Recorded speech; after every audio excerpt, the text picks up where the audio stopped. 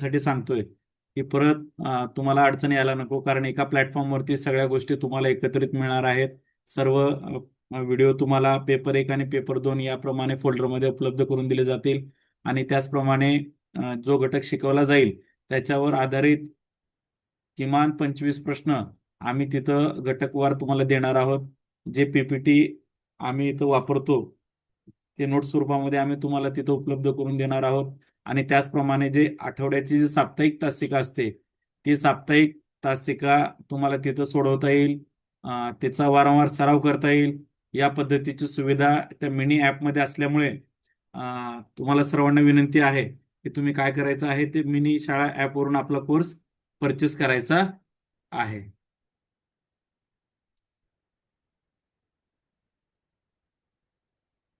Thank you.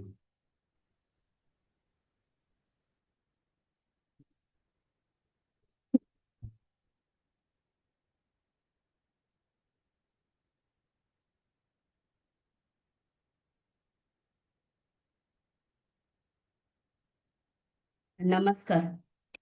सर्वांना नमस्कार. तर बालमानसशास्त्राचा आज चौथा दिवस आहे. बालमानसशास्त्र आपण शिकत आहोत. तर यापूर्वी आपण राष्ट्रीय शैक्षणिक धोरणे अभ्यासलेली आहेत. त्याच पद्धतीने आपण मानसशास्त्राचं स्वरूप अभ्यासलेलं आहे. आज आपण पाहणार आहोत बालमानसशास्त्र. सर्वांना आवाज येतोय माझा?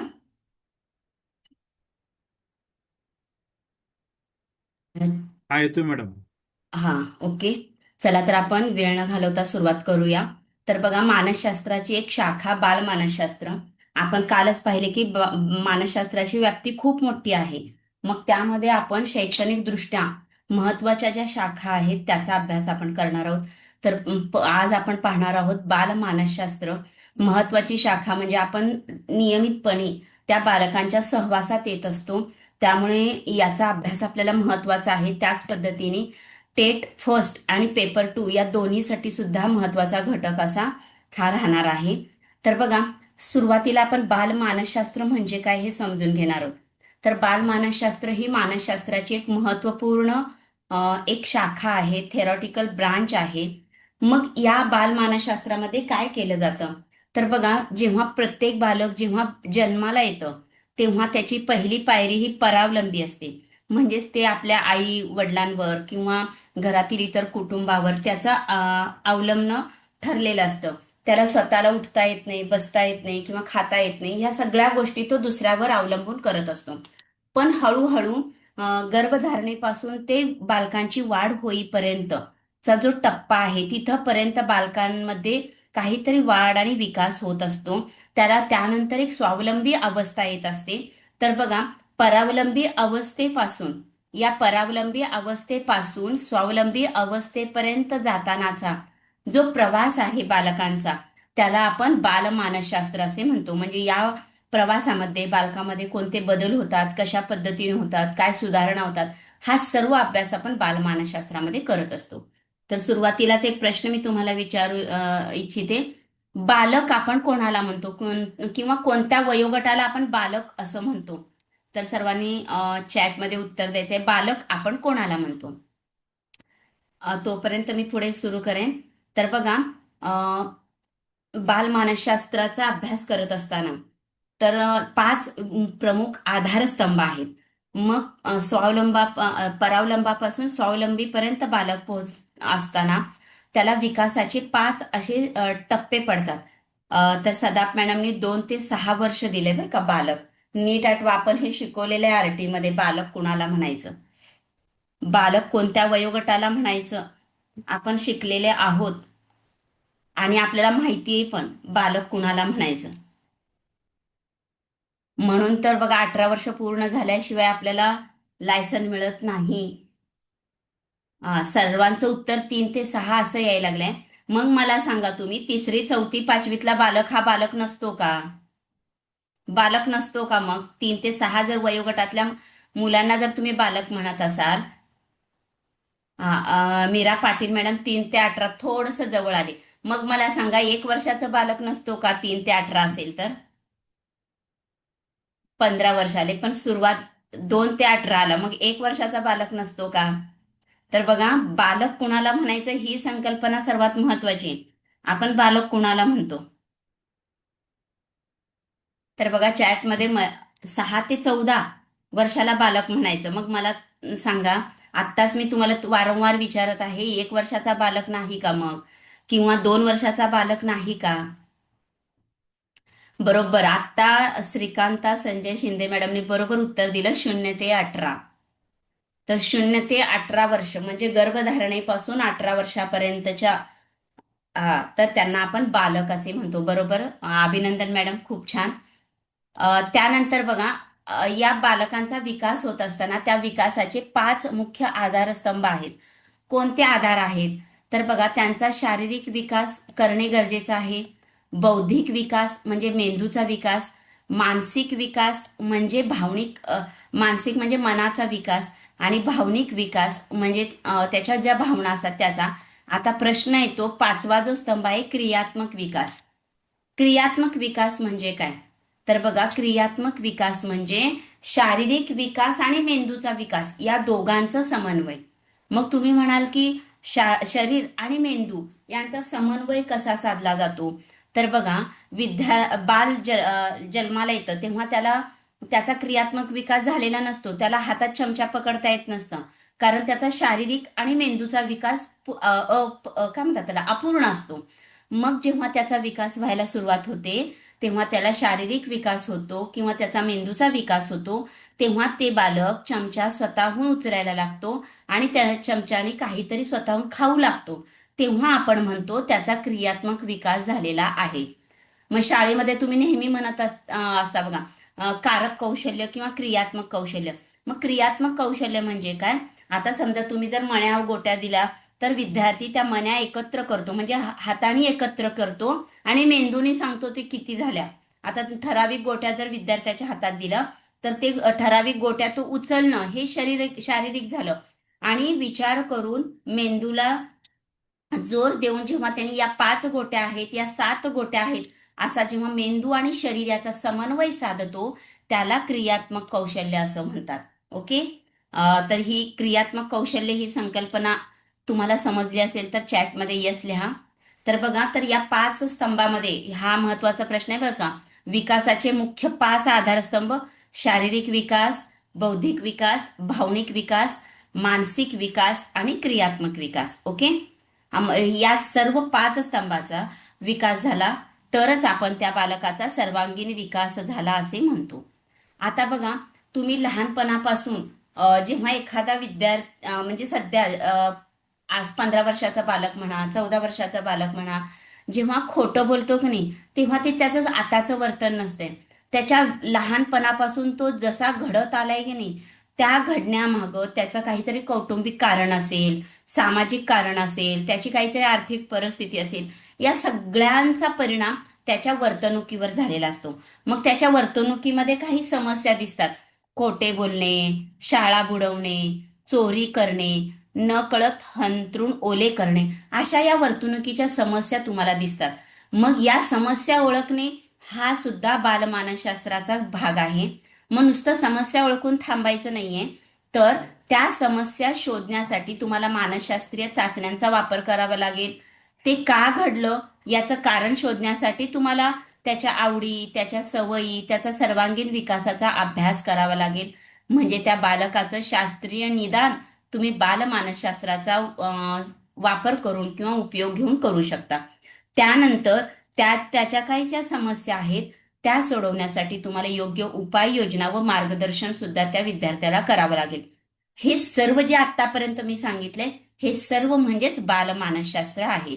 बालमानसशास्त्र आपण तज्ज्ञांच्या दृष्टीने आता अभ्यासणार आहोत. तर हे तज्ज्ञ जे आहेत त्यांच्या व्याख्या आपल्याला लक्षात ठेवणं गरजेचं आहे. इथं मी मुख्य 3 प्रवाह सांगितलेले आहेत. कोणते 3 प्रवाह? बघा, विकासाचा कालखंड मध्ये क्रो आणि E.V. हरलॉक हे 2 बालमानसशास्त्रज्ञ आहेत. शिक्षण आणि वर्तन मध्ये रॉस आणि जॉन डुई हे 2 मानसशास्त्रज्ञ आहेत. आणि पायाभूत प्रक्रियामध्ये सिगमंड फ्राईड आणि जी स्टॅनले हॉल हे दोघं. तर या सर्वांचा अभ्यास आज आपण करणार आहोत. तर बघा, आजचा घटक आपल्याला आजच पूर्ण करायचा आहे.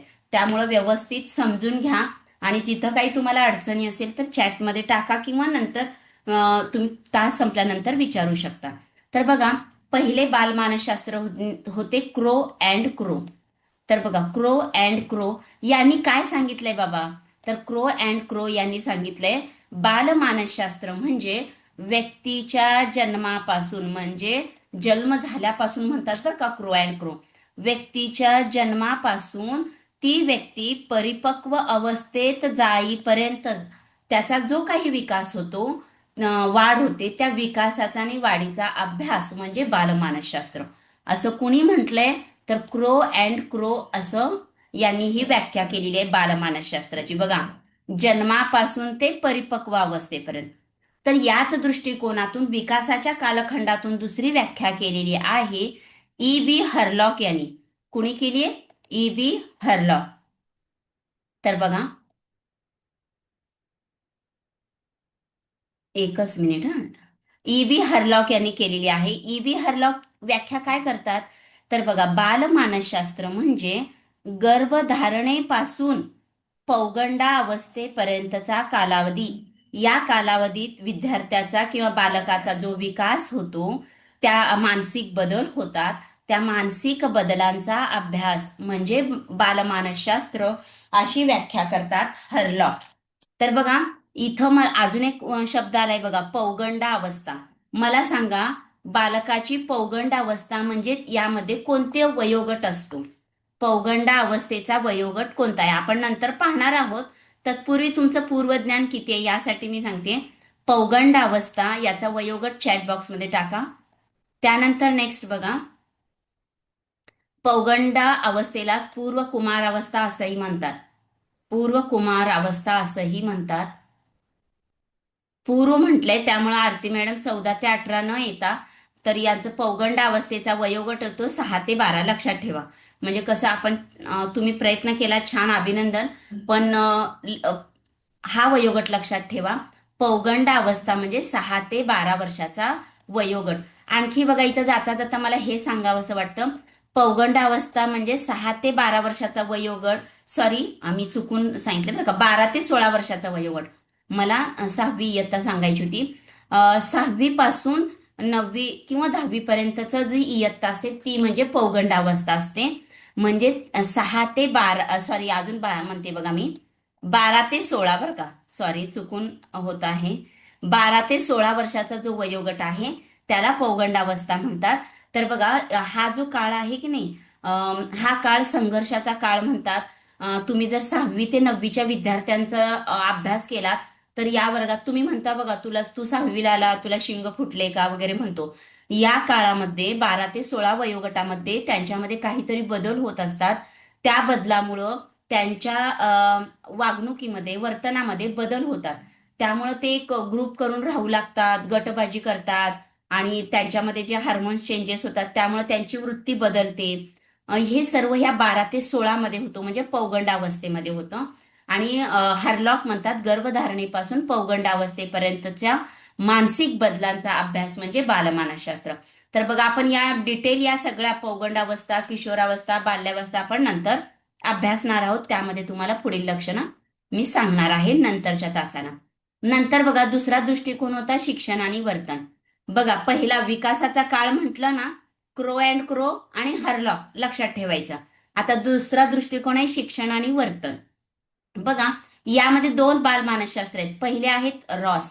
रॉसचं मत काय बघा, वाढत्या वयातील बालकांच्या वर्तनातील बदलाचा अभ्यास करणारी मानसशास्त्राची उपशाखा. हे रॉस सहजपणे ते व्याख्या केलेली आहे. बालमानसशास्त्र म्हणजे इथं त्याने ठराविक तुम्हाला वयोगट दिला नाहीये. जन्मल्यापासून बालक जो वाढतोय किंवा त्याचं वाढतं वयोगट आहे त्याच्या वर्तनातलं म्हटलंय. त्याने शिक्षणाचा संबंध कशाशी लावलाय? वर्तनाशी. हॅरलॉक आणि क्रो अँड क्रोनी विकासासोबत त्याचा संबंध जोडला होता. पण रॉस आणि जॉन डुई हे वर्तनाशी संबंध जोडतात आणि ते म्हणतात की बालक जेव्हा वाढत असतो तेव्हा त्याच्या वर्तनामध्ये जो बदल होतो त्या वर्तनाच्या बदलाचा अभ्यास करणारी मानसशास्त्र म्हणजे ची एक शाखा म्हणजे उपशाखा म्हणजे बालमानसशास्त्र. तर जॉन डुई म्हणतात शिक्षणावर भर देतात बघा. रॉस वर्तनावर भर देतात, जॉन डुई शिक्षणावर भर देतात. तर शिक्षण प्रक्रियेमध्ये मुलांच्या मानसिक वाढीचा आणि त्यांच्या व्यक्तिगत गरजाचा वैज्ञानिक अभ्यास. तर शिक्षण म्हणजेच मुलगा जेव्हा वाढत असते किंवा प्रत्येक मूल जेव्हा वाढत असतो तेव्हा त्याचं मानसिक म्हणजे मनाने वाढणं म्हणतो आपण, त्या मानसिक वाढीचा आणि त्याची जी व्यक्तिगत गरज आहे बघा, त्या आता समजा एखादा विद्यार्थी, आता माझ्याच वर्गात 5वीचा विद्यार्थी आहे, तो सगळ्यांपेक्षा मागा असतो कारण त्याचा मानसिक वाढ त्याची व्यवस्थित नाहीये. तो पहिलीच्या एवढी त्याची मानसिक वाढ आहे. तर मला त्याची वैयक्तिक गरज लक्षात घेऊन मी त्याला अभ्यास करणं किंवा त्याचा शिक्षण देणं, याला वैज्ञानिक अभ्यास. हे जर कोणी सांगितलं असेल तर जॉन डुई सांगतात की विद्यार्थ्याच्या शारीरिक वाढीपेक्षा त्याच्या मानसिक वाढीचा अभ्यास करा आणि त्याची वैयक्तिक गरज लक्षात घेऊन तुम्ही त्याचा अभ्यास करणे, हे म्हणजेच बालमानसशास्त्र असं जॉन डुई म्हणतात. बघा लक्षात आलं. रॉस, वर्तन, जॉन डुई, शिक्षण. त्यानंतर तिसरा होता व्यक्तिमत्वाचा पाया. इथं बघा आपण कालपासून आपण सिग्मंड फ्रॉइड पाहिलेला आहे. सिग्मंड फ्रॉइड म्हणजेच मनोविश्लेषणवाद म्हणतो. त्याचं व्यक्तिमत्व कसं घडतं की नाही हे सिग्मंड फ्रॉइडनी सांगितलेलं आहे. त्यांच्या मनोवैज्ञानिक मनोविश्लेषणात्मक पद्धतीनं त्यांनी सांगितलेलं आहे. ते काय म्हणतात माहितीये का, विद्यार्थ्यांचं वर्तन जे दिसतं बघा, त्याचा विचार न करता या सध्याच्या दिसणाऱ्या वर्तनामागे त्याच्या बाल्यावस्थेमध्ये काय घडामोडी झालेल्या आहेत त्याचा अभ्यास करणे म्हणजे बालमानसशास्त्राचा अभ्यास करणे. आता बघा आपल्या वर्गात एखादा विद्यार्थी असतो, तो सतत सर्वांशी भांडत असतो. आपण काय म्हणतो, हा असाच आहे, तो सारखं सगळ्यांशी भांडतो.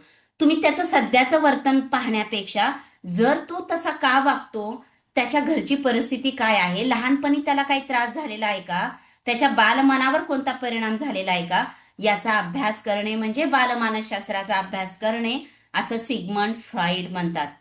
ओके, इथंपर्यंत समजलं असेल तर यस टाका. त्यानंतर बघा जी स्टॅनले हॉल हे काय म्हणतात बघा, जन्मानंतरच्या प्रारंभिक जीवनातील मानसशास्त्रीय प्रक्रियांचा अभ्यास. Okay, thank you. तर बघा जी स्टॅनले काय म्हणतात, एखादं मूल जन्मलं मग त्याच्या जन्मानंतरचं प्रारंभिक जीवन त्याचं सुरू होते म्हणजेच बाल्यावस्था सुरू होते, त्याचं मानसशास्त्रीय प्रक्रियाचा अभ्यास म्हणजे बालमानसशास्त्र, अशी व्याख्या करतात जी स्टॅनले. तर बघा यापैकी कोणतीही व्याख्या तुम्हाला विचारण्याची शक्यता आहे. आता मी 6 मानसशास्त्रांच्या व्याख्या सांगितलेल्या आहेत. पुन्हा एकदा रिपीट करते बघा. क्रो अँड हरलॉक हे त्याचा विकासाचा कालावधी ठरवतात. क्रो म्हणतो जन्मल्यापासून परिपक्व होईपर्यंत आणि हरलॉक म्हणतो गर्भधारणेपासून पौगंडावस्थेपर्यंत. त्यानंतर 2 येतात वर्तन आणि शिक्षण घेऊन. रॉस हे वर्तनाचा अभ्यास करतात, तर जॉन डुई हे शिक्षणाचा अभ्यास करतात, विद्यार्थ्याच्या मानसिक गरजा लक्षात घेऊन अभ्यास करणे असं सांगतात. त्यानंतर येतात सिग्मंड फ्रॉइड आणि स्टॅनले. तर सिग्मंड फ्रॉइड म्हणतात सध्याच्या वर्तनात माग त्याच्या बाल्यावस्थेमध्ये काय घडामोडी झालेल्या आहेत की नाही त्याचा अभ्यास करणे म्हणजे बालमानसशास्त्र, असं सिग्मंड. म्हणजे दिसणारं वर्तन म्हणजे जे बोध होतो त्या बोधापेक्षा त्याच्या अंधाऱ्या मनामध्ये त्याच्या अवबोधक्षम बाल्यावस्थेमध्ये काय घडलं आहे याचा अभ्यास म्हणजे बालमानसशास्त्र, असं सिग्मंड फ्रॉइड म्हणतात. त्यानंतर स्टॅनले म्हणतात की त्याच्या विकास होत असताना मानसशास्त्रीय अभ्यास, त्याच्या जीवनातील मानसशास्त्रीय प्रक्रियेचा अभ्यास म्हणजे बालमानसशास्त्र. अशा व्याख्या आपण पाहिलेल्या आहेत आणि या सगळ्या व्याख्येमध्ये अंतिम निष्कर्ष एकच आहे, बालकेंद्रित दृष्टिकोन. कारण आपण बालमानसशास्त्राचा अभ्यास करणार आहोत म्हणून याच्या केंद्रस्थानी आहे बालक, बालकाचं वर्तन कसं आहे, बालकाची विचार प्रक्रिया कशी आहे, बालकाची प्रवृत्ती कशी आहे, बालकाची अभिवृत्ती कशी आहे, त्याची अभिक्षमता कशी आहे, हे कोणी सांगितलं असेल तर ते बालमानसशास्त्रामध्ये सांगितलंय. चिदानंद कोळी सर कोण आहेत बघा, त्यांनी कृपया तुम्ही इथं पेनचा वापर करू नका प्लीज, तिथं इरेजर घेऊन ते खोडा प्लीज. कोळी सर कोण आहेत, चिदानंद कोळी, त्यांनी ते खोडा इरेज करा ते. त्यानंतर बघा बालमानसशास्त्रामध्ये शारीरिक, मानसिक, बौद्धिक, सामाजिक विकासाचा अभ्यास करणारे शास्त्र म्हणजे बालमानसशास्त्र, हे एकंदरीत आपलं निष्कर्ष झालं. किंवा पुन्हा एकदा आपण ही स्लाइड घ्यायची का, चिदानंद कोळी सर ज्यांनी घेतले ते इरेज करा प्लीज. त्यानंतर बघा, आपल्याला बालमानसशास्त्राचा अभ्यास करण्याची गरज का आहे, आपण इथं पाहणार आहोत. गरज आणि त्याची उद्दिष्ट आता आपण पाहणार आहोत. प्रत्येक बालकाला आपण समजून घेतलं पाहिजे. तर इथं बघा, अध्यापनाचा दृष्टिकोन कसा असायला हवा. तर अध्यापन करत असताना केवळ मला मराठी विषय शिकवायचा आहे, केवळ मला मानसशास्त्र शिकवायचं आहे, हा उद्दिष्ट न ठेवता आपल्याला स्वतः विद्यार्थ्याला घडवायचा आहे. विद्यार्थी हा दृष्टिकोन ठेवून आपल्याला अध्यापन करायचं आहे. त्याला बालमानसशास्त्र असे म्हणतात. बालकेंद्रित पद्धती अवलंबण्यास मदत करतात. एकच मिनिट, आपण पुन्हा एकदा ही स्लाइड घेऊया.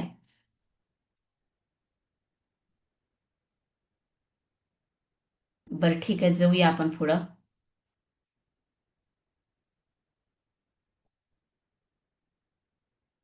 कारण ते इरेज केले नाहीत आता, नेहमीच हे मध्ये दिसणार आहे बघा आपल्याला. बरं ठीक आहे, आपण समजून घेऊ त्यांना. बालमानसशास्त्र म्हणजे बालक केंद्रित पद्धती अवलंबण्यास मदत करते. मग बालकाची मानसिक पातळीची जाणीव तुम्हाला असायला हवी. आता मी काय सांगते बघा, बाल मानसशास्त्राचा अभ्यास करण्याचं महत्व किंवा गरज का आहे हे मी शिकवते. त्यामुळं बाल मानसशास्त्र अध्यापनाचा दृष्टिकोन कसा असायला हवा ते आपल्याला बघायचंय. तर बघा, बालमानसशास्त्र शिकवताना बालकाची मानसिक पातळीची जाणीव असायला हवी. शिकवण्याची शैली आपल्याला माहीत असायला हवी, मी कोणत्या शैलीनं विद्यार्थ्यांना शिकू. भावनिक गरजांची पूर्तता आपल्याला करता यायला हवी. आणखीन एक महत्वाचं आहे की 0 ते 5 वयोगटापर्यंत मेंदूचा 80% विकास झालेला असतो. त्यामुळे प्रत्येक बालकाला, जेव्हा बालक जन्माला येतं तो 5 वर्षापर्यंत आपल्याला चांगली अशी त्याच्या बाजूला वातावरण निर्मिती करायची आहे. मग शारीरिक विकास, बौद्धिक विकास, सामाजिक विकास, भावनिक विकास, क्रियाशील विकासासाठी तुम्हाला तिथं वेगवेगळ्या संधी बालकाला उपलब्ध करून द्यायच्या आहेत. त्यानंतर बघा, त्याच्या वर्तनामागचं खरं कारण तुम्हाला शोधता आलं पाहिजे. एखादा विद्यार्थी वर्गात गोंधळ का घालतो, सर्वांशी का भांडतो, हे तो हट्टीपणा का करतो, चिडचिडपणा का करतो, भीती का, त्याच्या मनात भीती काय, हे बघितल्यावर तुम्ही काय करता, एक तर त्याला शिक्षा करता किंवा मारता. असं न करता, बालकाचं बाह्यवर्तन न बघता त्याचा मानसशास्त्रीय कारण आणि गरजा शोधणं तुमचं कर्तव्य आहे. तर बालक असा का वागतो त्या पाठीमागचं मानसशास्त्रीय कारणे आणि गरजा तुम्हाला शोधणं गरजेचं आहे. तर बघा, साधं एक, पहिला जेव्हा मूल येतं बघा, तेव्हा ते पेन्सिल वगैरे चोरत असतं. मग ते त्याला लगेचच आपण चोर ठरवायचं नाहीये. तर तो पेन्सिल का घेतो याच्या मागचं कारण शोधायचं. मग घरी त्याच्या पालकांशी बोला, त्याची परिस्थिती बघा. मग तुमच्या लक्षात येईल की एखाद्या विद्यार्थ्यांनी काहीतरी वेगळ्या प्रकारची पेन्सिल आली की त्याच्या सुद्धा मनात मोह येतो, कारण त्याला ते कधीही मिळालेलं नसतं. ओके. तर बघा, यानंतर समस्याग्रस्त विद्यार्थी आपल्याला ओळखता आले पाहिजेत. कोणते समस्याग्रस्त विद्यार्थी? ADHD, युडायस फॉर्म जर भरत असाल तुम्ही, तर तिथं शेवटचा फॉर्म असतो बघा, GP, EP आणि FE असतो बघा, म्हणजे फॅसिलिटी. तिथं ना ADHDचा उल्लेख तुम्ही पाहिला असाल. ADHD म्हणजे काय, कुणाला सांगता येईल का? बरं ठीक आहे, वेळ न दवडता मी सांगते. ADHD म्हणजे attention deficit hyper activity disorder. आपल्या वर्गात असे काही मुलं असतात बघा, अतिक्रियाशील असतात, अतिक्रियाशील. बस म्हणलं की बसत नाहीत, त्यांना बसूच वाटत नाही बेंचवर. कंटिन्युअस त्यांची काय तर क्रियाशीलता चालू असते. शिकवत असताना सुद्धा त्यांचं लक्ष किंवा एकाग्रताच लागत नाही. अशा विद्यार्थ्यांना आपण ADHD म्हणतो. तर अपंगाचं जे 2016चं GR आलं, त्यामध्ये 21 अपंगत्वाचे प्रकार आले. त्यामध्ये ADHD आहे. याला ADHDला आपण असं म्हणतो attention deficit hyperactivity disorder, अतिक्रियाशीलताचा विकार. तर बघा, हे जर तुम्ही युडायसला नोंदवलात, तर विद्यार्थ्याला जेव्हा तुम्ही निपुण चाचणी घेता, त्या चाचणीमध्ये पण ऑप्शन आहे तुमचा विद्यार्थी म्हणजे असामान्य आहे का किंवा विकलांग आहे का, तेव्हा तुम्हाला हे नोंदवणं सोपं जाईल. आणि तुमचा निकालही चांगला लागेल. यासाठी काय करावं लागणार आहे तुम्हाला? तुमच्या BRC मध्ये मोबाईल टीचर म्हणून समावेशित शिक्षक असतात, BRC तज्ज्ञ असतात. त्यांना भेटायचं, त्यांना आपल्या वर्गावर व्हिजिट द्यायला लावायची आणि आम्हाला शोधून द्या म्हणायचं. 21 अपंग प्रकारानुसार आमच्या वर्गात हे काय, तर ते बरोबर सांगतात तुम्हाला. म्हणजेच अतिक्रियाशील विद्यार्थी यामध्ये येतो. त्यानंतर बघा, डिस्लेक्सिया म्हणजे त्याला वाचनामध्ये अडचण असते. किती सरळ शब्द लिहा, मी आता तुम्हाला कमल लिहिलं की लमकच वाचतो तो, म्हणजे त्याला उलटच वाचतो येईल. कारण आता वाचनामध्ये दोष म्हणजे डिस्लेक्सिया.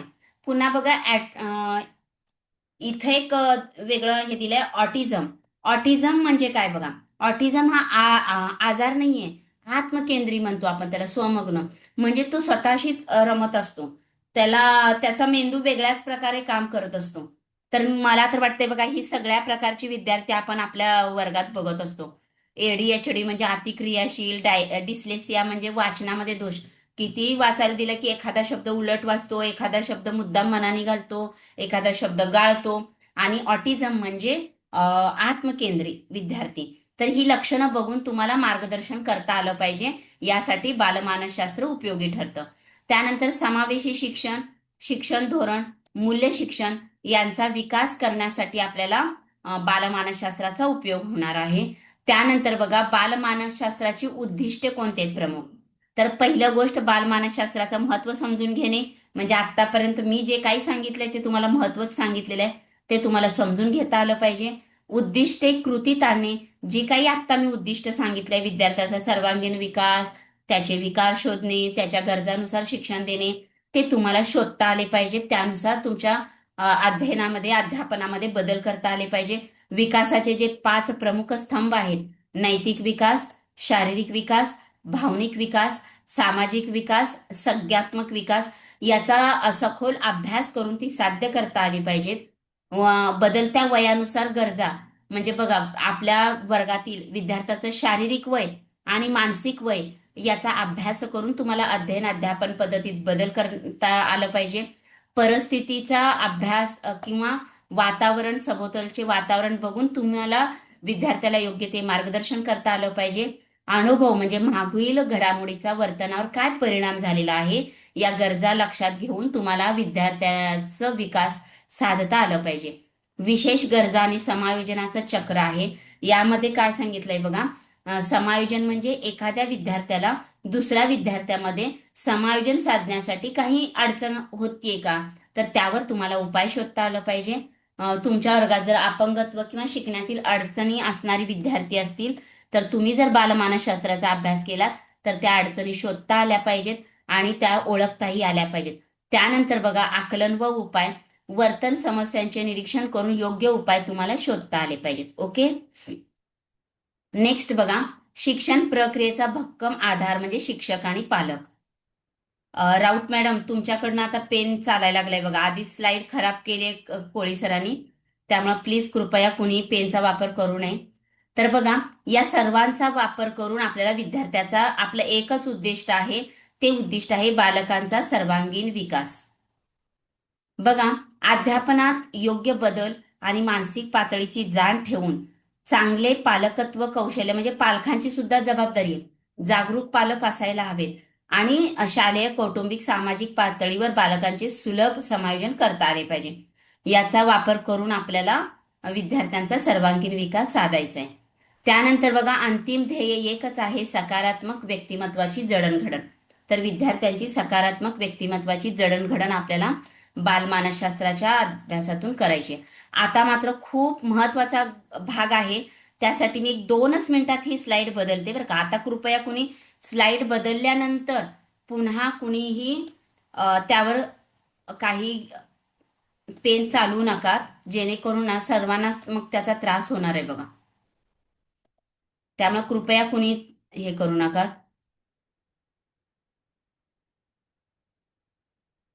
तर बघा, आतापर्यंतचा घटक जर तुम्हाला समजला असेल, तर कृपया चॅटमध्ये यस लिहा. आताचे जे मी आता यानंतर तुम्हाला मी जे काही सांगणार आहे की नाही, ते बाल मानसशास्त्रज्ञ आहेत. कोणकोणते बाल मानसशास्त्रज्ञ आहेत आणि त्यांनी कशा पद्धतीनं. एकच मिनिट, नेटवर्क प्रॉब्लेम. सो पुन्हा एकदा प्रयत्न करू, नाही तर ती स्लाइड आपण बघूया. सध्या वातावरण. हम्म, चला आता ती स्लाइड आली. ओ,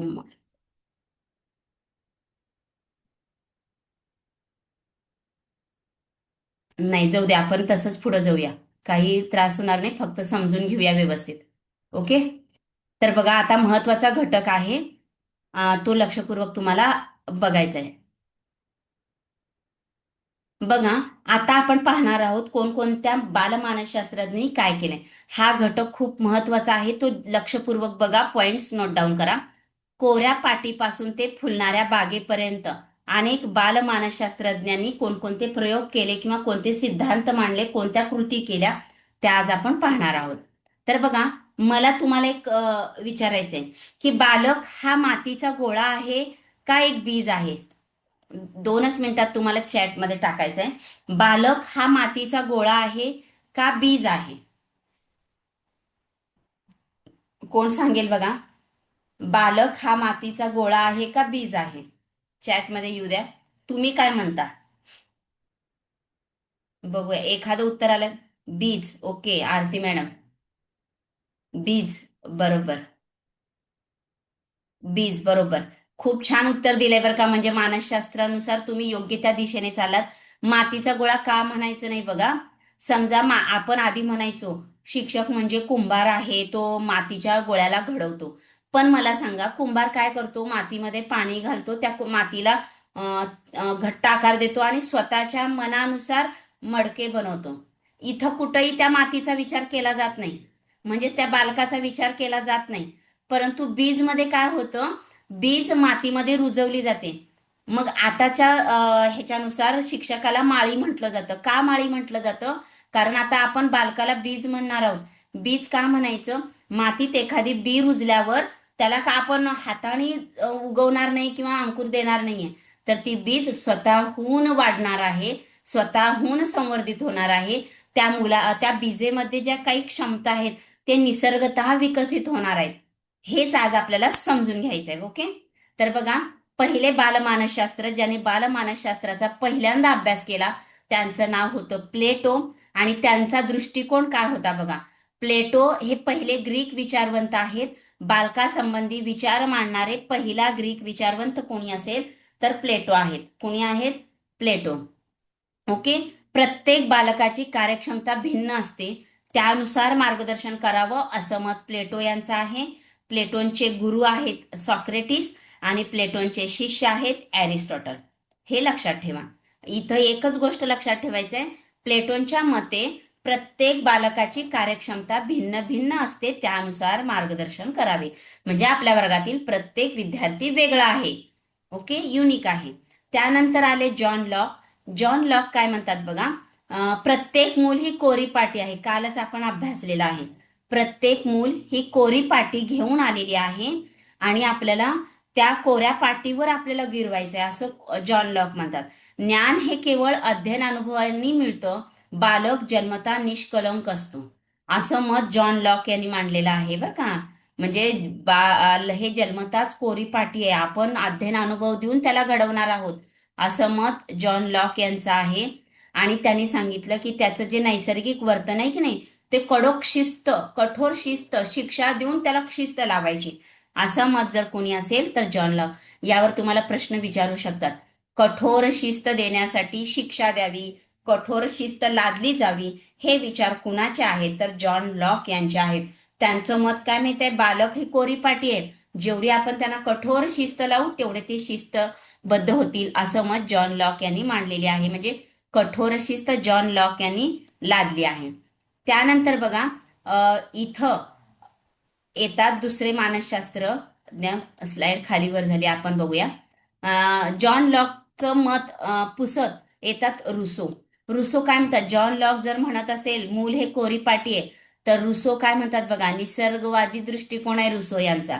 रुसो म्हणतात बालक हे नैसर्गिकरित्या परिपूर्ण आहे, असं मत कुणाचं असेल तर रुसोच आहे. इथं स्लाइड देताना पण बघा, निसर्गाचं चित्र किंवा निसर्गाची बॅकग्राऊंड इथं आलेली आहे.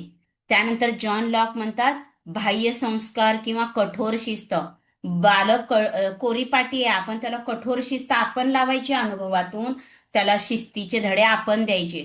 परंतु रुसो म्हणतात नाही, बालक ही कोरीपाटी तर नाहीच आहे, ते नैसर्गिकरित्या परिपूर्ण होत असतं, परंतु त्याला स्वतःचे अनुभव घेऊ द्या, स्व अनुभव त्या बालकाला मिळू द्या, योग्य त्या कृती त्या बालकाला करू द्या, तर स्व अनुभवातून आणि कृतीतून ते बालक शिकणार आहे, असं मत रुसो या निसर्गवाद्यांनी मांडलेलं आहे.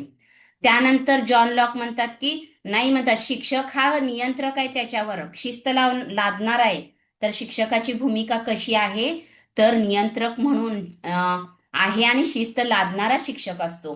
तर रुसो हे म्हणतात नाही, शिक्षक हा सुलभक आहे, शिक्षक हा मार्गदर्शक आहे, शिक्षक आणि विद्यार्थ्याला स्वातंत्र्य दिलं पाहिजे, स्वातंत्र्य देणारा शिक्षक असायला हवा, असं मत रुसो यांचं आहे.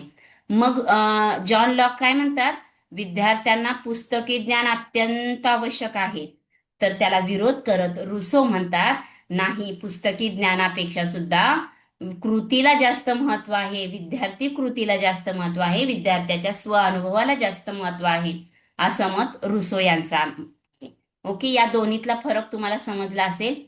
त्यानंतर बघा निसर्गवादी रुसो, त्याला आपण नैसर्गिक वर्तन यांनी मान्य केलंय रुसो यांनी, कारण ते निसर्गवादाचे पुरस्कर्ते आहेत.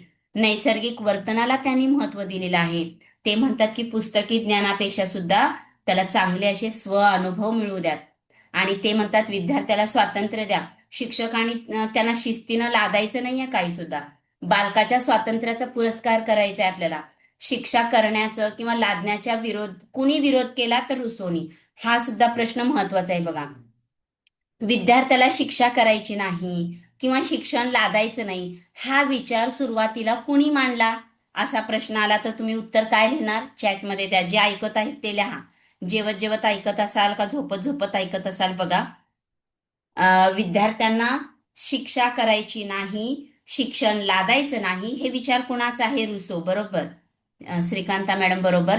तर रुसोचं आता काल आपण पाहिलं होतं, प्लेटोचा ग्रंथ पाहिला, अरिस्टॉटलचा ग्रंथ पाहिला, ते जरा आठवत जावा, रिवाईज करत जावा. बरोबर सौदी मॅडम. त्यानंतर बघा या रुसोची जी ग्रंथसंपदा आहे त्याचं नाव आहे द एमिली. ह्या ग्रंथसंपदा पण लक्षात ठेवा, काल 2 झालेले आहेत, प्लेटोचं रिपब्लिक, अरिस्टॉटलचं द ॲनिमा, आणि त्यानंतर आज आहे ग्रंथसंपदा आहे रुसोची द एमिली. आणि या एमिलीमध्ये त्यांनी काय केलंय सांगू का, रुसोनी त्यांनी निसर्गवादी शिक्षणाचा पुरस्कार केलेला आहे, की त्या मध्ये त्यांनी पात्र ठरवलेले आहेत. त्या पात्रामध्ये एक पात्र आहे निसर्गवादी शिक्षणाचं, आणि दुसरं पात्र एक आहे सोफिया नावाचं आहे, ती स्त्री शिक्षणाचा विचार मांडलाय. असे 2 पात्र द एमिली या ग्रंथात आहेत. एक पात्र निसर्गवादी शिक्षणाचं आहे आणि सोफिया नावाचं जे पात्र आहे की नाही, ते स्त्री शिक्षण विषयक विचार मांडणारं पात्र आहे. ओके, तर रुसो आपल्याला समजलेत, निसर्गवादी आहेत. आपण या रुसोच्या पद्धतीनेच आता अध्यापन करतो, विद्यार्थ्याकडनं अध्ययन करून घेतो. यानंतर येतात जोहान पेस्टॉलॉजी. तर बघा हे सगळे प्राचीन काळातले हे बाल मानसशास्त्रज्ञ आहेत. आता बघा इथं आले आता जोहान पेस्टॉलॉजी. जोहान पेस्टॉलॉजी काय म्हणतात बघा, या पेस्टॉलॉजीवर, जोहान पेस्टॉलॉजीवर रुसोच्या विचारांचा प्रभाव पडला, पण त्यांनी स्वतःची नवीन अध्यापन पद्धती विकसित केली. पेस्टॉलॉजीनी स्वतःची नवीन अध्यापन पद्धती विकसित केलेली आहे. त्यांनी काय म्हटलंय माहितीये का, शाळेचे वातावरण हे घरगुती वातावरणासारखे असावे. बालकाला कधी पण शाळेत भीती वाटू नये किंवा मी घरातल्या वातावरणापासून कोणत्या तरी वेगळ्या वातावरणात आलो असं अजिबात वाटू नये, असं मत कुणाचं आहे, तर पेस्टॉलॉजी याचं आहे. तर बघा रुसो आणि पेस्टॉलॉजी हे बालकेंद्रित शिक्षणासाठी योग्य ते पाऊल यांनी उचललेलं आहे. दुसरं बघा, पारंपरिक शिक्षण पद्धतीला यांनी कडाडून विरोध केलाय. म्हणजे शिक्षकांनी फक्त शिकवायचं, विद्यार्थ्यांनी फक्त ऐकायचं, ही जी पारंपरिक पद्धत होती त्याला कडाडून विरोध पेस्टॉलॉजी यांनी केलेला आहे. ते सांगतात शिक्षण केवळ पुस्तकातून नाही तर निरीक्षण आणि अनुभवाच्या आधारे असावे. शिक्षण फक्त पुस्तकातून द्यायचं नाहीये आपल्याला, नुसतं एक धडा घ्यायचं, वाचायचं, विद्यार्थ्यांनी वाचायचं, हे शिक्षण नाहीये. तर शिक्षण हे त्या विद्यार्थ्याला स्वतःला अनुभव घेऊ द्या, एखादी वस्तू त्याला द्या, एखाद्या शेतात न्या, त्याला निरीक्षण करू द्या, कोणत्या वातावरणामध्ये, कोणत्या हंगामामध्ये कोणती पिके घेतली जातात ते निरीक्षण करण्याचं स्वातंत्र्य त्या विद्यार्थ्याला द्या, असं मत पेस्टॉलॉजी याचं मत आहे.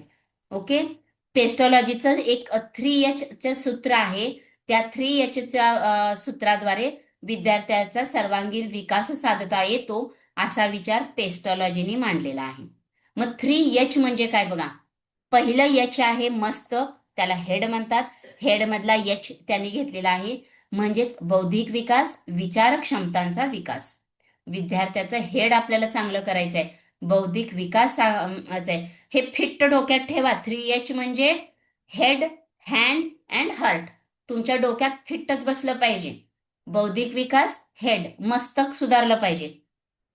बघा नंतर आहे हृदय. हृदय म्हणजे हर्ट. हर्ट म्हणजे भावनिक विकास.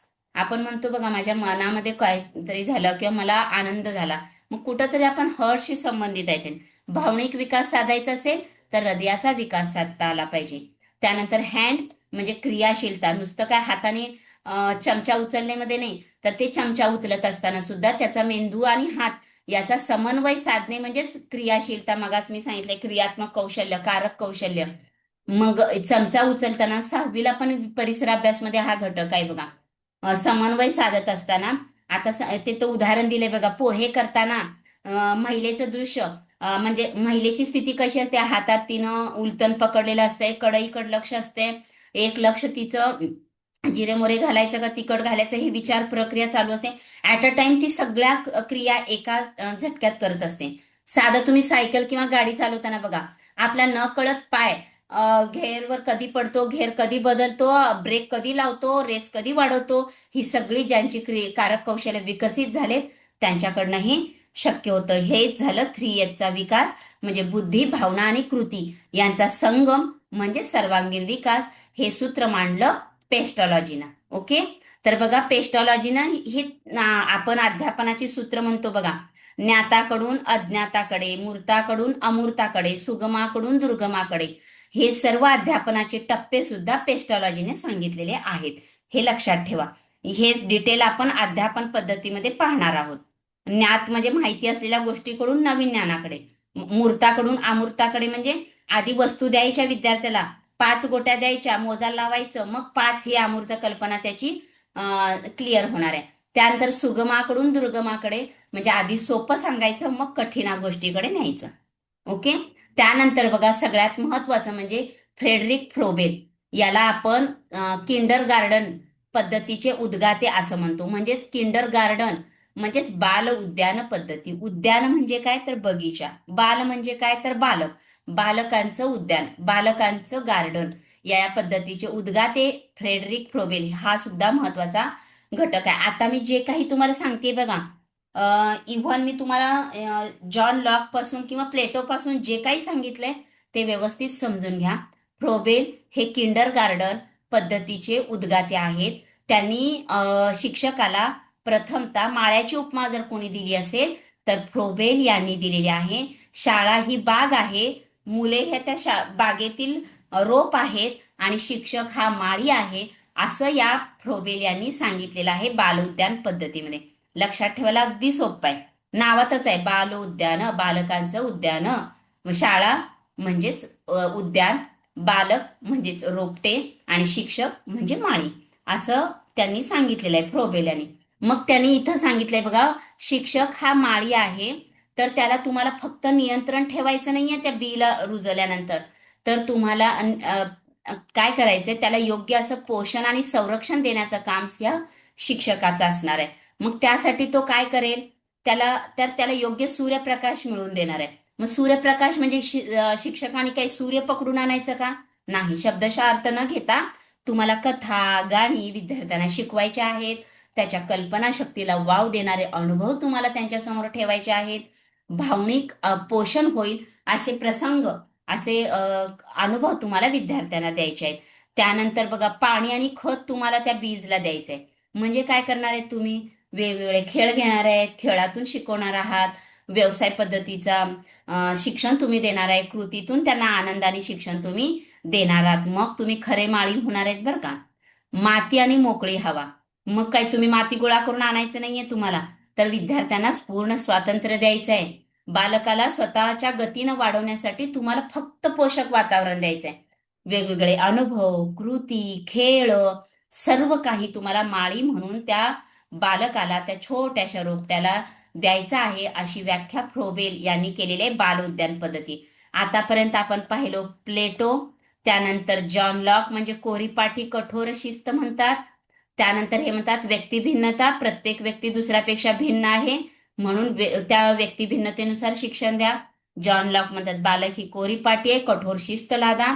रुसो लगेच त्यांना विरोध करतात आणि म्हणतात नाही नाही, बालक ही कोरीपाटी नाही, तर नैसर्गिक विकास त्याचा होत असतो. त्याला स्वातंत्र्य द्या आणि त्याचा नैसर्गिकरित्या स्वानुभव त्याला मिळू द्या असं म्हणतात. त्यांनी नैसर्गिक स्वातंत्र्य बालकाला दिलेलं आहे.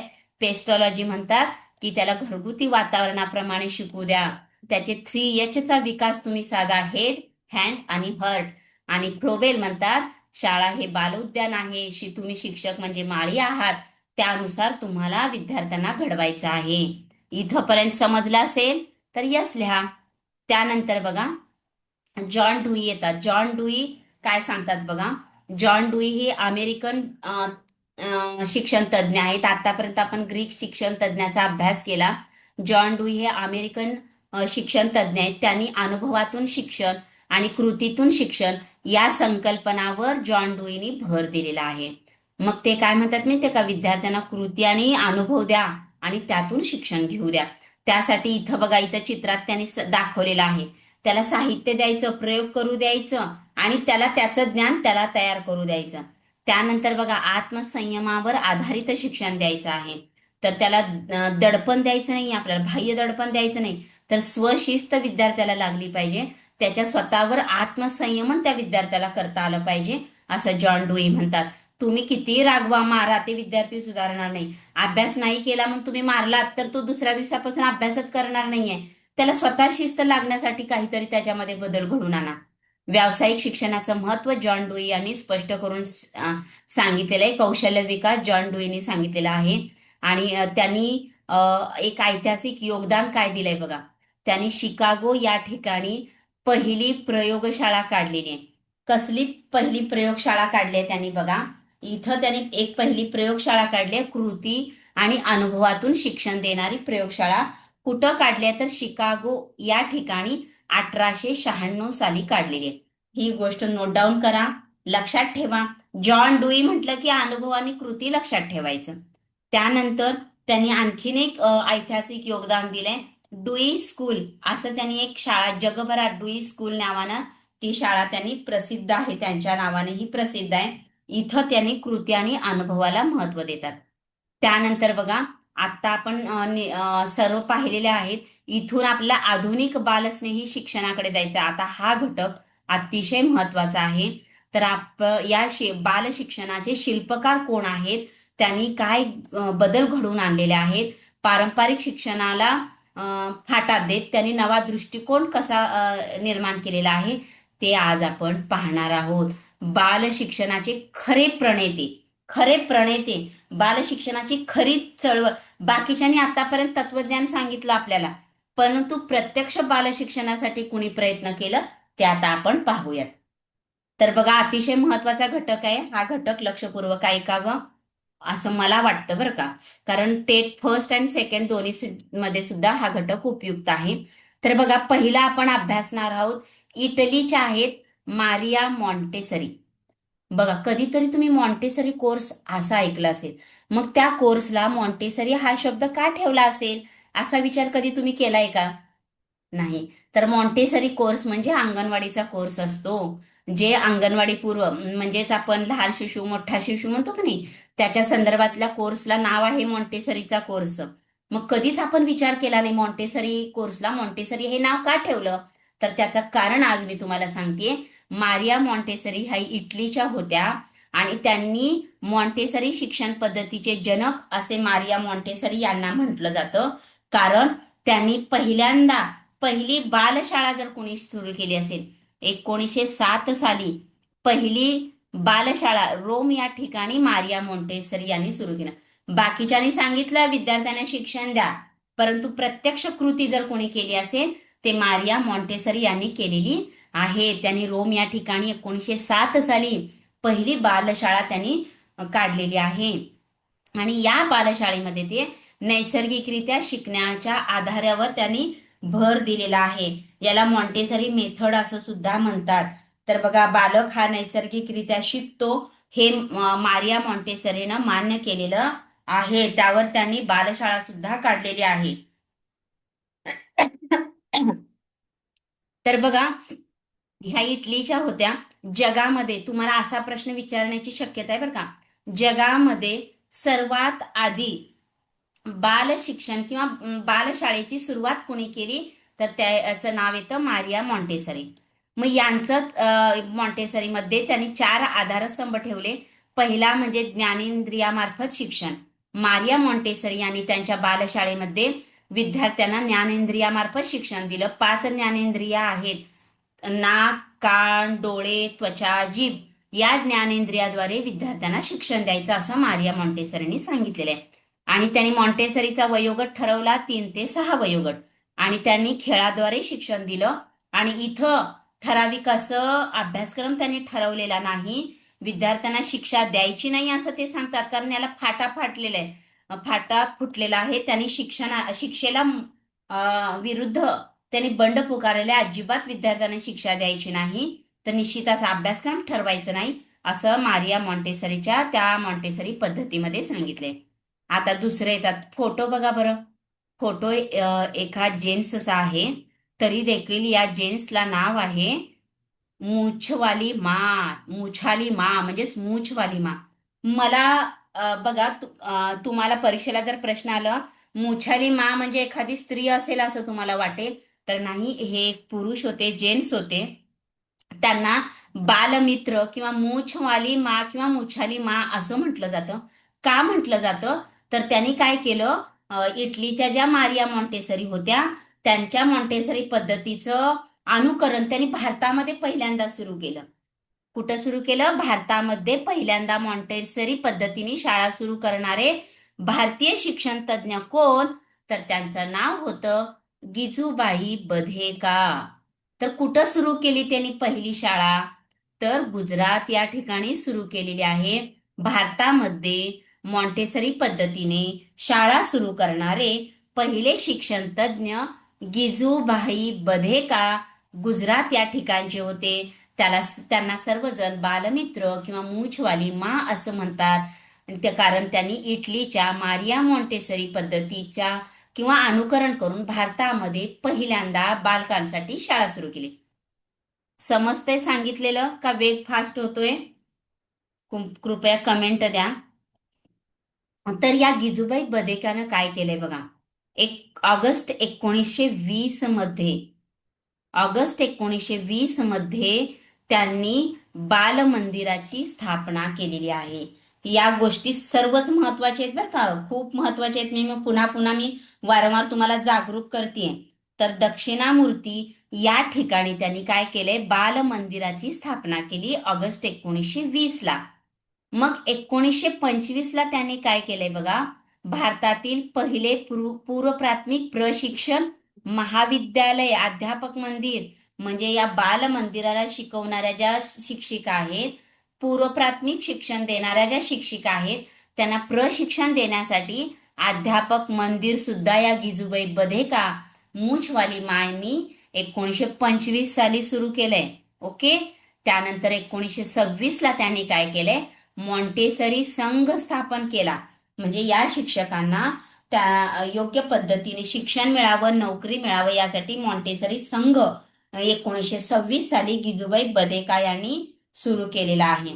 मग या बाल मंदिराची स्थापना करत असताना त्यांनी बालक हा केंद्रबिंदू ठरवलेला आहे. आणि त्याच पद्धतीने शाळेत क्रीडांगण, बाग, पुस्तकालय, हस्तकला या गोष्टी असायला हव्यात असं त्यांनी बालमंदिराच्या रचनेमध्ये त्यांनी केलंय. स्वतः क्रीडांगण केलेलं आहे, हस्तकलेचा अंतर्भाव केलेला आहे, संगीत साधने, पुस्तकालय, बाग या सर्व गोष्टीचा समावेश त्या बालमंदिरामध्ये त्यांनी केलेला आहे. त्यानंतर येतात, आता बघा, इटलीच्या मारिया मॉन्टेसरीचं अनुकरण केलं गिजूबाई बधेकाने आणि ते भारतातील पहिले शिक्षण तज्ज्ञ ठरले. मग आता गिजूबाई बधेका आणि मारिया मॉन्टेसरीचं अनुकरण महाराष्ट्रात पण केलं. कोणी केलं, तर महाराष्ट्रामध्ये पहिल्यांदा या मॉन्टेसरीचं अनुकरण करणाऱ्या होत्या ताराबाई मोडक आणि अनुताई वाघ. तर बघा, इथं 3 प्रश्नही महत्वाचे आहेत. भारतातील पहिल्या बाल शिक्षण तज्ज्ञ म्हणतात त्यांना, आणि त्यांना उपाधी दिलेली आहे भारताच्या मॉन्टेसरी. काय दिलेली आहे उपाधी? भारताच्या मॉन्टेसरी. भारतामध्ये कारण बघा, गिजूबाई बधेकानी तिथं गुजरातमध्ये त्यांनी बालक मंदिर स्थापन केलेलं आहे. पण बालवाडी आता सध्या आपल्या प्रत्येक गावामध्ये बालवाडी अंगणवाडी आहेत की नाही. तर त्या बालवाडी आणि अंगणवाडीची सुरुवात कुणी जर केली असेल तर त्या आहेत ताराबाई मोडक. यांना बाल शिक्षण तज्ज्ञ म्हटलं जातं. भारताच्या मॉन्टेसरी म्हटलं जातं. भारतामध्ये त्यांनी बालवाडीची सुरुवात केली. त्याच पद्धतीनं त्यांना साथ देणाऱ्या होत्या अ, अनुताई वाघ. ओके. त्यांना साथ इथं त्यांचीच माहिती दिलेली आहे. तर या ताराबाई मोडक यांना साथ होती अनुताई वाघ यांची. त्यानंतर बघा या ताराबाई मोडक यांनी काय केलंय, 1936 साली मुंबई येथे शिशु विहार स्थापन केलेला आहे. ठाणे बार्डी या ठिकाणी त्यांनी ग्राम बाल शिक्षण केंद्राची सुद्धा स्थापना केली आहे. आणि अजून एक कोसबाड, पण तुम्ही कोसबाड प्रकल्प पण ऐकला असाल बघा, इथं नाही दिलेला आहे. परंतु कोसबाड आहे की नाही ते सुद्धा की नाही अनुताई वाघ आणि ताराबाई मोडक. खरं तर कोसबाडला अनुताई वाघचं नाव जोडलं जातं. अनुताई वाघचं कोसबाड असं जोडले जातं बघा. तर या ताराबाई मोडक आणि अनुताई वाघ यांनी चार भिंतीच्या बाहेर शिक्षणाला काढलं आणि त्यांनी सामाजिक आणि आर्थिक परिस्थितीनुसार शिक्षणाचे अनोखे मॉडेल्स त्यांनी तयार केलेले आहेत. त्यानंतर बघा इथं महत्वाचा घटक पुन्हा आला. त्यांनी समावेशक शिक्षणाची परिसंस्था तयार केली. मग काय केलं त्यांनी, त्यांनी प्रत्येकाच्या अडचणी समजावून घेऊन शाळा सुरू केल्या. कोणत्या शाळा? आदिवासी मुलांसाठी त्यांनी बालवाडी काढली. ह्या जोड्या लावायला येतात बरं का. आदिवासी मुलांसाठी बालवाडी काढली. जे नागरिक कारखान्यावर काम करतात, जे कामगार कारखान्यावर करतात आणि त्यांची मुलं कारखान्याच्या आसपासच कुठंतरी खेळत असायची, त्यांचं शिक्षण अपूर्ण असायचं, तर त्या कारखान्यावर काम करणाऱ्या कामगारांच्या मुलासाठी भोंगा शाळा सुद्धा ताराबाई मोडक आणि अनुताई वाघ यांनी काढलेल्या आहेत. कारखान्यावर भोंगा असतो म्हणून भोंगा शाळा लक्षात ठेवा. ओके. कारखान्यावर काय असतो? भोंगा. म्हणून भोंगा शाळा कामगाराच्या मुलासाठी. ऊसतोड कामगाराच्या मुलांसाठी त्यांनी साखर शाळा सुरू केल्या.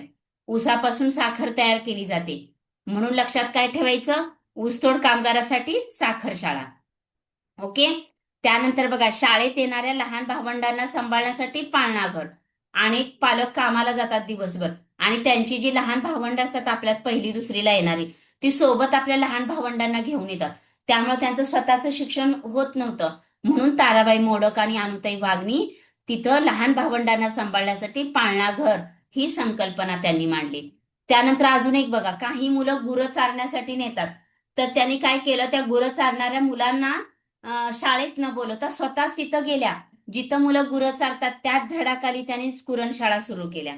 गुरं चारणाऱ्या मुलांसाठी कुरणशाळा आणि वस्ती वाडीतील मुलांसाठी वाडी शाळा, वस्ती शाळा आपण ज्याला म्हणतो त्याला वाडी शाळा, या ताराबाई मोडक आणि अनुताई वाघ यांनी तयार केले आहेत. तर बघा आत्ता जे म्हटले की नाही, आई वडील कामावर गेलं की मोठ्या भावंडांना बाळावं लागतं, त्यांच्यासाठी पाळणा घर आणि पोटा पाण्यासाठी मुले दिवसभर गुरे चारतात त्यांच्यासाठी कुरणशाळा, ऊसतोड किंवा कारखान्यातील स्थलांतरित बालकांसाठी साखर शाळा आणि भोंगा शाळा. तर बघा इथं ताराबाई मोडक आणि अनुताई वाघ यांना या अतुलनीय कामासाठी राष्ट्रीय गौरव सुद्धा करण्यात आलेला आहे. ताराबाई मोडक यांना पद्मभूषण पुरस्काराने सन्मानित करण्यात आलेला आहे आणि त्यांना साथ देणाऱ्या अनुताई वाघ यांना पद्मश्री पुरस्काराने सन्मानित करण्यात आलेला आहे. त्यानंतर बघा आतापर्यंतचा आपण आढावा बघूया. मारिया मॉन्टेसरी इटलीच्या होत्या. त्यांनी जागतिक सिद्धांत मांडला. ज्ञानेंद्रियामार्फत शिक्षण, 3 ते 6 वयोगट आणि वैयक्तिक शिक्षणावर त्यांनी भर दिलं. त्यानंतर आले गिजूबाई बदेका गुजरातमध्ये. भारतीयकरण म्हणजेच अनुकरण केलं. बालमंदिराची स्थापना केली त्यांनी दक्षिणामूर्ती इथं. निसर्ग कला प्रेमाची जोड दिली. त्यांना मुछाली मा किंवा मुछवाली मा असं म्हटलं जातं. ताराबाई मोडक आणि अनुताई वाघ या महाराष्ट्रामध्ये त्यांनी काम केलेलं आहे. तळागाळापर्यंत विस्तार केलेला आहे. बालवाडी ते भोंगा शाळापर्यंत त्यांनी शाळा सुरू केलेल्या आहेत. वंचित घटकावर लक्ष देणारे मॉडेल्स त्यांनी तयार केलेले आहेत. तर इथंपर्यंत आपण पाहिलेलं आहे. तर बघा 8:53 झालेले आहेत. आपण एक क्विज या ठिकाणी घेणार आहोत. मला सांगा, जर 9:10 किंवा 9:15 पर्यंत जर तुम्ही प्रश्न सोडवायला तयार असणार असाल तर आपण पुढचे घेऊ किंवा 5-6 प्रश्न घेऊन आपण थांबूयात. प्लीज कमेंट बॉक्समध्ये द्या. कारण कसं आहे माहितीये का, प्रश्न जेवढे सोडवाल तेवढे तुमची म्हणजे सराव भरपूर होईल. फास्ट सोडवूया आपण. ओके. सर्वजण तयार आहात प्रश्नांची उत्तरं देण्यासाठी? चला, जेवत असाल तर जेवण बंद करा, झोपला असेल तर उठा आणि चॅट बॉक्स ओपन करा. पहिला प्रश्न तुमच्यासाठी इथं ओपन होत आहे. Okay, thank you madam. म्हणजे तुमची तयारी आहे. 9-10 पर्यंत आपण संपवण्याचा प्रयत्न करूया. बघा, क्रो अँड क्रो यांच्या मते बालमानसशास्त्राच्या अभ्यासाचा अचूक कालखंड कोणता सांगा? फास्ट. बी. बरोबर. क्रो अँड क्रो जन्मापासून. बरोबर. स्वाती मॅडम बरोबर. बरोबर. जेवढी उत्तरं तेवढं मी जे काही इतके 1 तासपर्यंत सांगितले ते तुमच्या मनापर्यंत पोहोचलेलं आहे. म्हणजे तुम्ही हेड, हँड आणि हर्टनी सजग आहात. ओके. 3H तुमच्यामध्ये विकसित झालेला आहे. ओके. संजय सर बरोबर. त्यानंतर बघा, नेक्स्ट क्वेश्चन. वैयक्तिक शिक्षणाच्या दृष्टिकोनातून अत्यंत निर्णायक असलेल्या पहिल्या 5 वर्षात बालकांच्या मेंदूचा विकास किती टक्के होतो? चला, येऊ द्यात उत्तर फास्ट. फर्स्ट उत्तर कोणाचं येते बघू. सॅमसंग सी बरोबर. सदाप मॅडम बरोबर. सॅमसंग सी बरोबर. स्वाती मॅडम बरोबर. तर बघा, पहिल्या 5 वर्षामध्ये बालकांच्या मेंदूचा 80% विकास होतो. अंजली मॅडम बरोबर. गुड. गुड, छान. त्यानंतर नेक्स्ट क्वेश्चन तुमच्या समोर आलेला आहे. मनीषा मॅडम बरोबर. त्यानंतर बघा, तिसरा प्रश्न. प्रत्येक मूल ही कोरी पाटी आहे किंवा ब्लँक स्लेट आहे असं मत कुणाचं आहे? कालपासून बघतोय आपण. कोरी पाटी. डी. John Locke. त्यांनी बालपणच लॉक केलंय. जॉन लॉकनी कोरी पाटी म्हणून टाकलंय बालकांना. ओके. सारिका मॅडम बरोबर. स्वाती मॅडम बरोबर.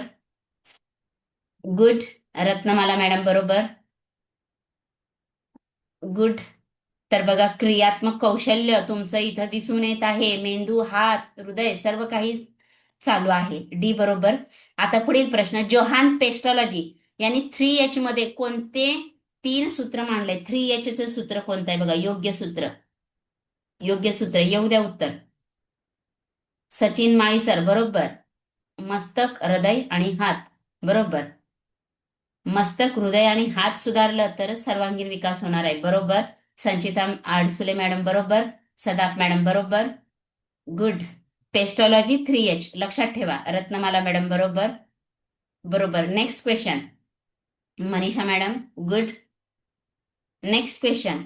फ्रेडरिक फ्रोबेल बाल उद्यान पद्धतीत शिक्षकाला कशाची उपमा दिलेली आहे? सी. माळी बरोबर. सदाप मॅडम बरोबर. गुड. संजय सर बरोबर. छान.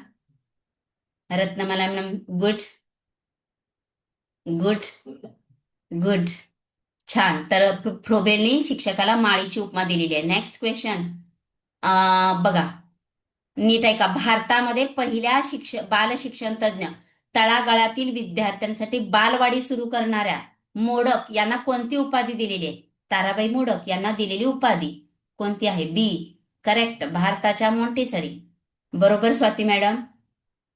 छान छान. Meera Patil madam good. भारताच्या मॉन्टेसरी ताराबाई मोडक. श्रीकांता मॅडम बरोबर. वंदना मॅडम बरोबर.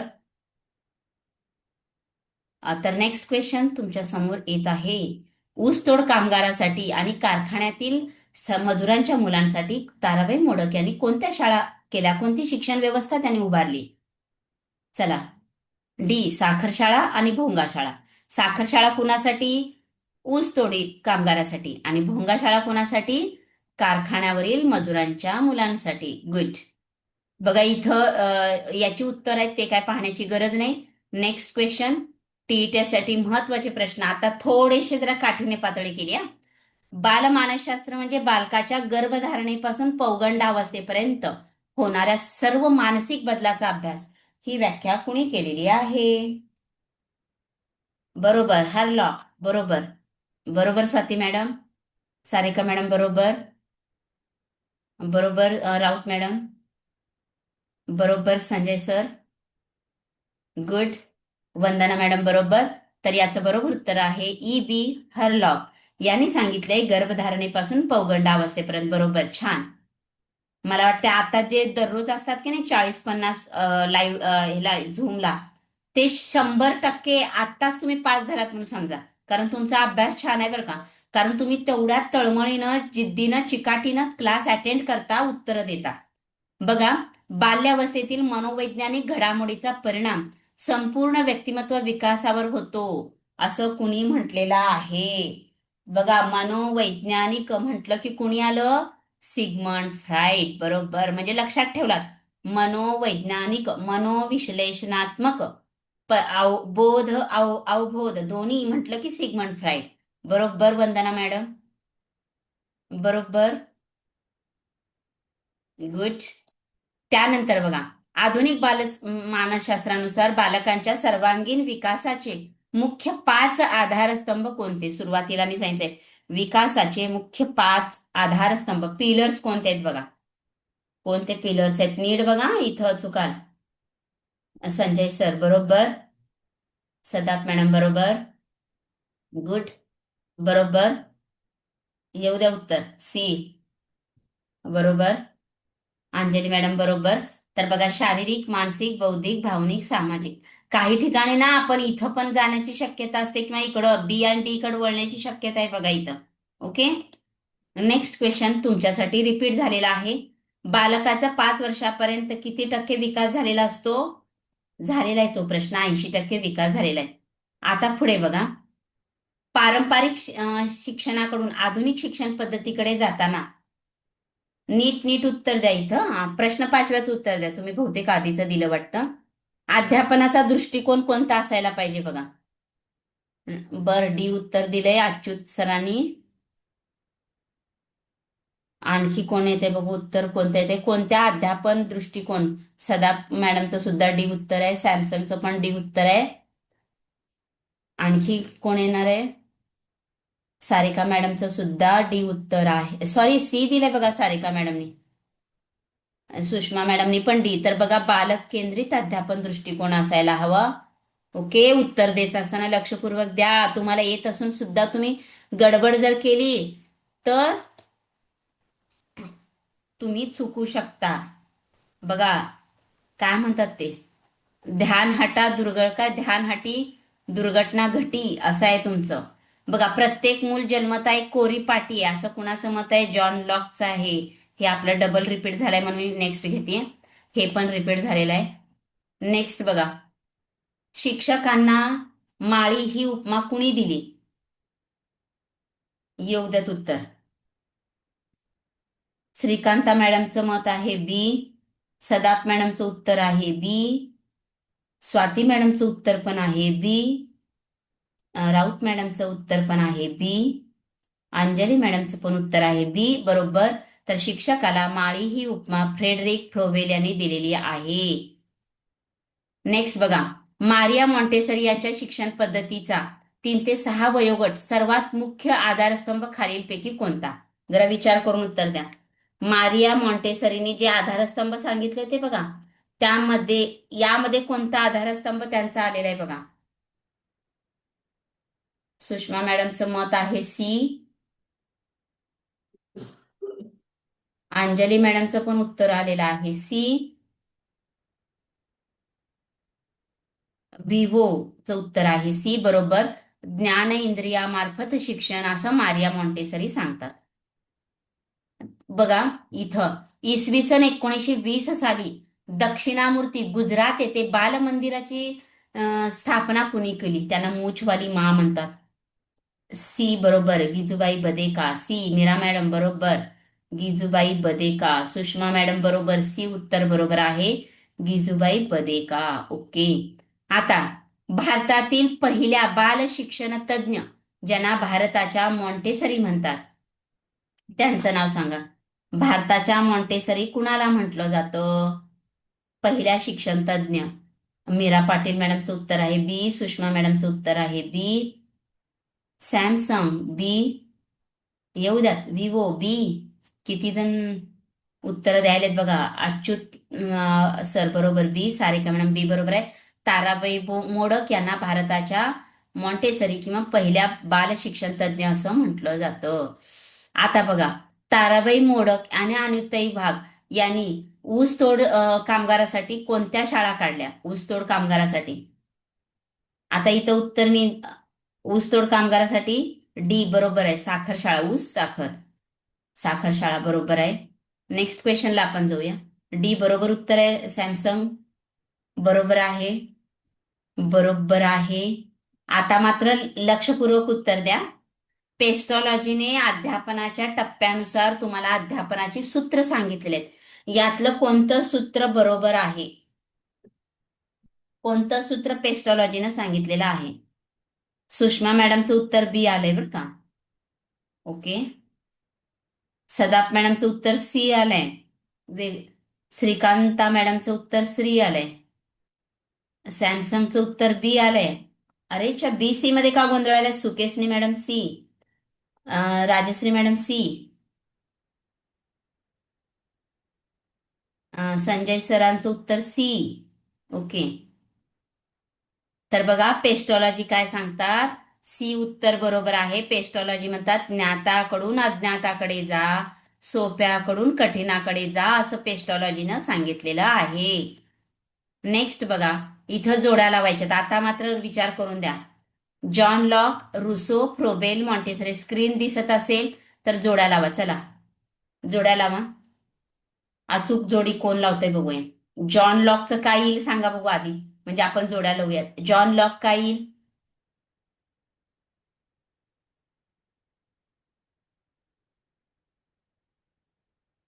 बघा एकाचं ए आलंय, एकाचं सी. सदाप मॅडमचं ए आलेलं आहे, अश्विनी मॅडमचं ए आलेलं आहे. बघूया आपण, चेक करूया उत्तर. कारण हे जरा सुषमा मॅडमचं पण ए आलेलं आहे. ए बरोबर का सी बरोबर आता चेक करू. राजश्री मॅडमचं पण ए आलेलं आहे, स्वाती मॅडमचं सी आलंय. ओके. बघूया बघूया आपण चेक करूया, म्हणजे तुम्हाला. अंजली मॅडमचं ए आलेलं आहे, स्वाती मॅडमचं परत आ आलं, बदललं. स्वाती निकम मॅडम आहेत ह्या. ए आले बरोबर आहे. सौदी मॅडमचं 2D, म्हणजे दुसऱ्याचं डी असं सांगायलात का? रुसो, हा ओके. तर बघा, पहिल्यांदा आपल्याला माहित असलेल्या जोड्या लावून घ्यायचा. जॉन लॉक, कोरी पाटी. एक क कुठं आहे रे? बघा बघू, एकच क, एकच क, एकच क कुठे आहे? सहज कळतंय, एक क इथं एकच आहे. ओके. परीक्षेत सुद्धा असंच करायचं. आयडिया जे तुम्हाला 100% माहिती आहे ना, त्याची जोडी आधी लावून बघायची. फ्रोबेल बाल उद्यान. बघा इथं काय चुकलंय का उत्तरामध्ये? फ्रोबेल बाल उद्यान पद्धत बरोबर आहे ना? मारिया मॉन्टेसरी ज्ञानेंद्रियामार्फत शिक्षण. पर्याय चुकलेत का बघा बघू जरा. एकच आणि रुसो नैसर्गिक स्वातंत्र्य बरोबर आहे. माझंच चुकलंय बरं का, सांगताना मी केलं. एक उत्तर बरोबर आहे. एकच जॉन लॉक, कोरीपाटी बरोबर. रुसो ड नैसर्गिक स्वातंत्र्य कृतीतून शिक्षण बरोबर. फ्रोबेल बाल उद्यान, मारिया मॉन्टेसरी ज्ञानेंद्रियामार्फत शिक्षण, म्हणजे बरोबर उत्तर आहे ए. ओके. नेक्स्ट बघा, इथं सराव पण दिलेला आहे. तर मला वाटतं तुम्ही थांब म्हणलं तर थांबूया, नसेल तर हे सराव संच तुम्ही ऍपमध्ये सोडवाल का? मला एक 2च मिनिटात द्या, कारण फक्त 12 प्रश्न राहिलेले आहेत. घ्यायचं म्हटलं तर घेऊया, थांबायचं म्हटलं थांबूया. फास्ट घेऊया. ओके चला. म्हणजे किती आज नववर्षाच्या सर्वांना शुभेच्छा. इतकी जिद्द आणि चिकाटी तुम्ही दाखवलात, म्हणजे हे नववर्ष तुमच्यासाठी यशदायी ठरणार आहे. नवीन आशा, नवीन अपेक्षा, नवीन जिद्द, याला तुम्हाला फळ मिळणार आहे. पहिला प्रश्न, ई बी हरलॉक ऍपवर पण आहे मॅडम, ऍपवर पण तुम्हाला मिळणार आहेत. हरलॉक यांच्या मते बालमानसशास्त्र म्हणजे कोणत्या कालखंडातील बदलाचा अभ्यास? सांगा. हरलॉक काय म्हणतात? बरोबर, गर्भधारणेपासून पौगंड अवस्थेपर्यंत. बरोबर श्रीकांता मॅडम, बरोबर. आपण पुढील प्रश्न बघूया. बरोबर. चला, तुम्ही पण जेवणार आहात आणि मी पण जेवण्याची थांबलेली आहे, त्यामुळे आपण फास्ट जाऊया पुढं. अश्विनी मॅडम बरोबर. नेक्स्ट बघा, बाल विकासातील एका निर्णायक टप्प्यानुसार पहिल्या 5 वर्षात किती टक्के विकास झालेला असतो? 80. आपलं 3दा झालेला आहे हा प्रश्न. नेक्स्ट बघा, बालकांच्या सर्वांगीण विकासाचे 5 मुख्य आधारस्तंभ मानले जातात. हा महत्वाचा प्रश्न. यातील कोणता भाग आधारस्तंभामध्ये नाही? अश्विनी मॅडम सांगा लवकर उत्तर याचं. अच्युत सर बरोबर, सी दिलंय. संजय सर बरोबर. सॅमसंग बरोबर. अंजली मॅडम बरोबर. तर आर्थिक विकास हा विद्यार्थ्यांच्या सर्वांगीण विकासामध्ये येत नाही, असं नाही सुद्धा येतो प्रश्न. म्हणून आहे का नाही आधी वाचायचं प्रश्नामध्ये, मग उत्तर शोधायची. नेक्स्ट बघा, प्रत्येक मूल कोरीपाटी असतं. हा तर तुम्हाला आता डोक्यात फिट्ट बसलाय बघा, जॉन लॉक कोरीपाटी. जॉन लॉक कोरीपाटी. हा, द एमिली हा प्रसिद्ध ग्रंथ कोणाचा आहे आता सांगा. आत्ता आली खरी मज्जा. द एमिली हा प्रसिद्ध ग्रंथ कोणाचा आहे? कुणाला येतंय बघूया आपण, एमिली कोणाचा आहे? The Emily. A Saudi madam म्हणतात रुसो. सॅमसंग म्हणतात ए रुसो. सचिन सर म्हणतात रुसो. बर. बरोबर आहे. हुशार आहेत हा तुम्ही. इथं बघितला तर इथं निसर्ग दिसतंय, निसर्ग रुसोचा आहे, लक्षात पण ठेवलात. एक कुणाचा आहे? रुसो, निसर्गवादी रुसो. त्यांनी एमिली हा ग्रंथ लिहिलेला आहे आणि त्यामध्ये त्यांनी निसर्ग शिक्षण आणि महिला शिक्षण यासाठी सोफिया नावाचं पात्र त्या ठिकाणी आलेलं होतं. त्यानंतर 3H आपलं झालेलं आहे. हा, आता बघा, फ्रोबेल या पद्धतीमध्ये किंडर गार्डनमध्ये शिक्षकाची भूमिका कशासारखी आहे? आपल्याला डीएडला आपण कुंभार कुंभार शिकलो. आता फ्रोबेलच्या मते कुणासारखी आहे आपण सांगा आता. कुणासारखी आहे चित्रांतनं? सी बरोबर. सौदे मॅडम माळ्यासारखी. बरोबर. Samsung C. बरोबर उत्तर सी, माळ्यासारखी आहे. करेक्ट. नेक्स्ट क्वेश्चनला आपण जाऊया. बाल शिक्षणाचे भारतीकरण. गुजरातमध्ये 1920 साली बालमंदिर नावाची पहिली शिशु शाळा कुणी काढली? कुणी काढली? चला येऊ द्या उत्तर. Achyut sir C. मीरा पाटील मॅडमचं पण सी आहे. संजय सरांचं पण सी आहे. राऊत मॅडमचं पण सी आहे. बरोबर सी उत्तर बरोबर आहे. गुजीबाई बदेका. त्यांना मुछाली मा किंवा मूछवाली मा म्हणतात, तेव्हा घाबरायचं नाही. काही ठिकाणी मुछाली पण म्हणतात आणि काही ठिकाणी मूछवाली पण म्हणतात. ओके. सी उत्तर ज्यांनी ज्यांनी दिलेलं आहे ते बरोबर आहे. समावेशक शिक्षणाची परिसंस्था भोंगा शाळा कुणासाठी आहे सांगा बघू. भोंगा शाळा ताराबाई मोडक आणि अनुताई वाघ यांनी भोंगा शाळा कुणासाठी काढली? सुषमा मॅडमचं उत्तर आलंय बी. मीरा पाटील मॅडमचं उत्तर आलंय बी. राऊत मॅडमचं उत्तर आलेलं आहे बी. आणि अश्विनी मॅडमचं उत्तर आलेलं आहे बी. बरोबर उत्तर दिलात. तुम्हा सर्वांचं अभिनंदन. तुमच्यासाठी आज गुढीपाडव्यानिमित्त साखरेचा गोड गोड हार. तर बघा, कारखान्यावर काम करणाऱ्या कामगारांच्या मुलांसाठी भोंगा शाळा ताराबाई मोडक आणि अनुताई वाघ यांनी काढलेला आहे. इथं आपले प्रश्न संपलेले आहेत. या प्रत्येक प्रश्नांचं स्पष्टीकरण सुद्धा त्या PDF मध्ये दिलेलं आहे. तर बघा, आज रात्री 12 पर्यंत तुमच्याकडे वेळ आहे 99 मध्ये ऍप घेण्याचं. उद्या जेव्हा तुम्ही डोळे उघडाल तेव्हा ऍपची रेट 999 झालेली तुम्हाला दिसेल. तेव्हा जेव्हा जेव्हा तुम्ही आमचा तास अटेंड कराल आणि तुमच्या मित्रमैत्रिणी तुम्हाला म्हणाल की मिशन टीईटी सारखं दुसरं कुठंच शिकवलं जात नाही, खरी गुणवत्ता तुम्हाला मिशन टीईटी मध्येच दिसत असेल, तेव्हा मात्र तुम्हाला 999 देऊन ऍप घ्यावं लागेल. तर चला, ऍपसाठी शुभेच्छा, टीईटी साठी शुभेच्छा, गुढीपाडव्याच्या हार्दिक शुभेच्छा. आपण सर्वजण इथं थांबूयात आणि तुमच्या काही ज्या प्रतिक्रिया आहेत त्याची मी मनापासून वाट पाहणार आहे. तर तुम्ही ऍपमध्ये किंवा ग्रुपवर किंवा लाईव्हवर सुद्धा तुमच्या प्रतिक्रिया देत चला, जेणेकरून तुमच्या प्रतिक्रिया आम्हाला पुन्हा प्रोत्साहन देतील. थँक्यू.